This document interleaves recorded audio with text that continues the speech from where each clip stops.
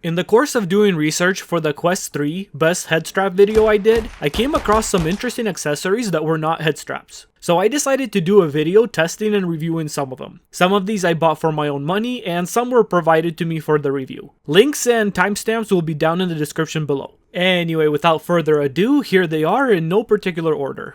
If you're into any kind of VR first-person shooter games on the Quest 3, these grips from Apex Inno are definitely worth a glance. The first thing I will say is these are definitely for VR, not AR or MR. Just because when you look at this grip, the orientation of the barrel is off about 15 degrees from the direction the Quest controller points when you're looking at it through the Quest pass-through. That being said, in my opinion, VR games playable on the standalone Quest have graphics similar to mobile games. So I think the main reason people like to play them is because the level of immersion they provide. And in my opinion, these do a great job of adding to that immersion. When in game, just adding the extra weight at the end of the controller and the different feel of the grip adds a surprising amount of realism to the experience. I tried this with several different games such as Pistol Whip and Arizona Sunshine 2, and it worked great for both of them. These grips are well designed because they leave all the IR lights on the controllers free, yet they're very easy to set up and hold the controllers very securely. To install, simply open the barrel by clicking this side button and place the controller inside. There is an opening on the bottom for the strap, and then close it until it clicks into place. That's all you have to do. I like that they don't interfere with any of the buttons on the controllers, so you can interact with objects in game any way you need. Like if you need to grip something and pick it up in the game, this will allow it. I was honestly surprised with how much I like these, and while they are definitely not a necessity for enjoying FPS games, several people I had try these, just to get their opinions, agreed that it was definitely adding another layer of immersion. Now, the Quest 3 is a pretty expensive bit of hardware, and for me personally, it's nice to have a place to safely store it and the controllers. And this is where this stand/charging dock from Kiwi Design comes in.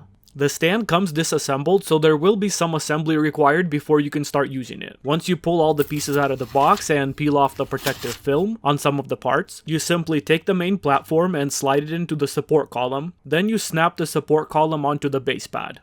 After that, you just take the top part that will support the back of your VR headset and snap the two pieces together to each other, and then snap that to the top of the stand. And after that, you slide the two controller holders on each side out and attach the magnetic charging cable to the side of the platform. The only thing left is to plug in your VR charger into the back USB port. The way it's designed to work is you take the USB-C plug, top part, and plug it into your VR headset and leave it plugged in all the time. This way, whenever you place the headset on the stand, it will magnetically connect and start charging. I tested this with a stock strap and my aftermarket strap, and it worked well for both of them. The only issue I came across is caused by this being designed to work with the Quest 2, 3, and Pro. And because of that and the locations of the charging ports on the Quest 3 versus the Quest 2, and because I used the silicone face shield cover that adds a tiny bit of height to the Quest, the wire that comes with the stand has trouble connecting to my headset. So I'm forced to place it onto the stand at a bit of an angle so the wire can reach. Not a deal breaker for me, but a bit annoying and something to be aware of if you have my type of setup. But aside from that, I have nothing but good things to say about this. The LED light is cool and has many different settings of colors and patterns you can set it to using the two buttons on the underside of the main platform. Also, the way the controllers are held up in this stand allows me to place them in many different orientations, along with actually letting me place the controllers in even if they have protective covers installed or even other accessories attached to them. So overall, I'd say this is a win and definitely worth considering. I personally enjoy playing golf in VR, especially walkabout mini golf. This controller seemed like the right thing to add to the immersion. When it arrived, I was super excited. The handle felt like a real putter handle, and it had an impressive amount of weight. The box included a setup for right and left hand use. The installation is a bit more involved than some of the other items I've tried, but it wasn't too hard.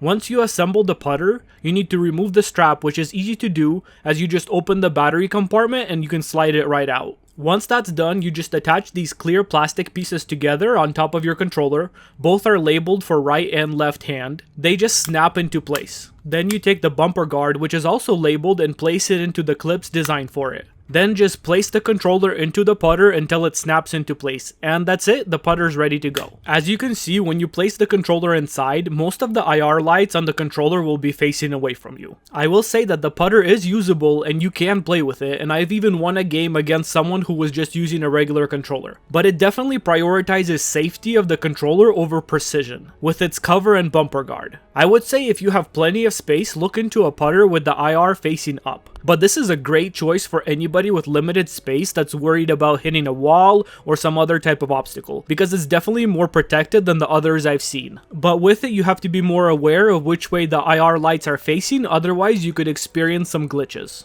These handle attachments are not strictly necessary to enjoy VR, but they definitely add to the fun. I like everything about them except for one thing when it comes to using them with the Quest 3. I like that they're easy to assemble. You simply take the controller and slide it down into the open part of the handle strap first. It helps if you angle the strap ahead of time so that way it goes right into the opening. Once the controller is seated firmly, you take the strap and loop it around the handle a couple of times and then place it onto this notch. And then twist the notch a couple of clicks over to tighten it down. And that's it, just like that, your controller is secure. I like that this has so much utility that it can be used for multiple games like Beat Saber, Gorilla Tag, VR Baseball, and etc. Because you can adjust the handles and place them together in different combinations. You can have them as two handles with the wrist strap attachment screwed on, or you can have it as one longer handle with the extension attached to it, or you can set it up as a long handle with two controllers on either side for games where you might need to paddle a kayak. So there's lots of possibilities. But as you unbox them, the first thing they warn you about is that when you're using them, the black parts of the controllers have to be facing up,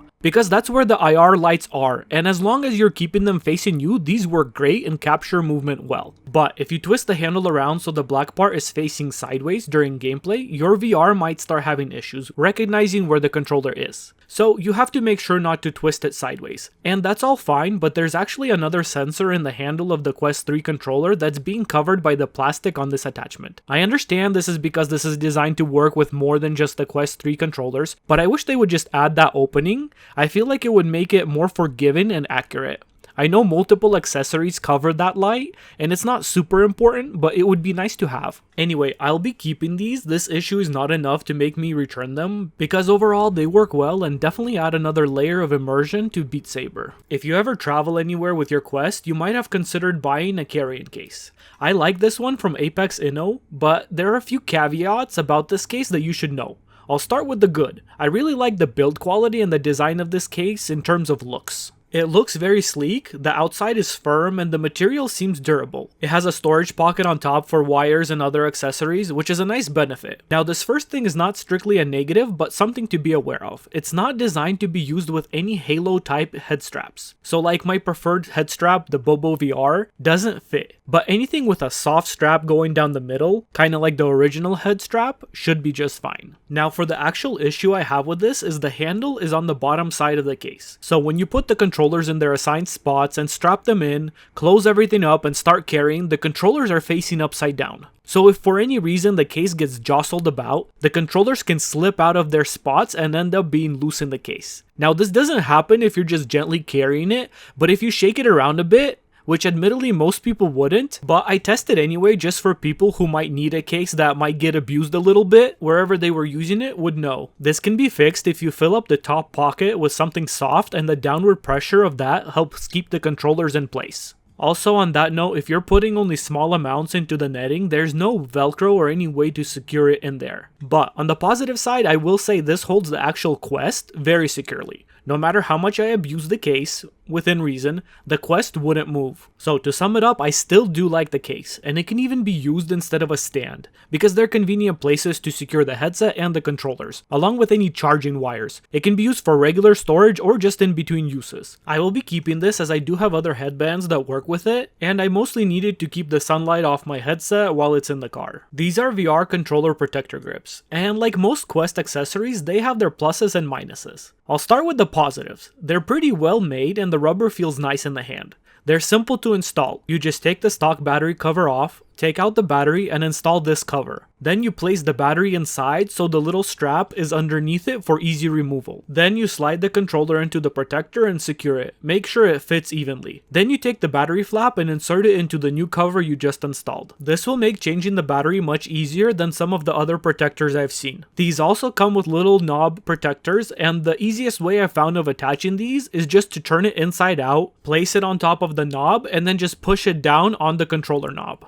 Now the negatives. Aside from the fact that having these will prevent you from using most other accessories, this protector covers the lower IR light in the controller and has no opening for it. Now I had tested out another pair of controller protectors, but they were so bad I didn't even do a video on them. The strap here on the side you put your hand through was connected to the protector so low that you could barely reach the trigger with your finger. These are better than those in every way, but even those had an opening for the IR light on the handle. So while I don't understand why this is missing, I will say that these do work just fine, and you can use the controllers without the light, but I don't see why not account for it. But if you don't plan on using other accessories, having grip protectors will extend the life of your controllers, and this is so much more convenient than putting on the Quest straps every time. Also, if you get too carried away playing some game and end up punching a wall, it's nice to have a layer of rubber between the controller and the wall. Up next, we have a silicone face shield cover. I did a whole separate video on this before that includes how to install it and a more in-depth review. But when I did that previous review, I didn't have the anti-light leakage nose pad. In fact, I purposefully bought one without it because I thought it would be uncomfortable on the nose. But since it was sent to me for a review, I decided to give it a try. Honestly, I'll say I'm impressed with how little I feel it when it's installed. Installation was easy. You simply insert the little hooks on either side of the nose part of the face shield,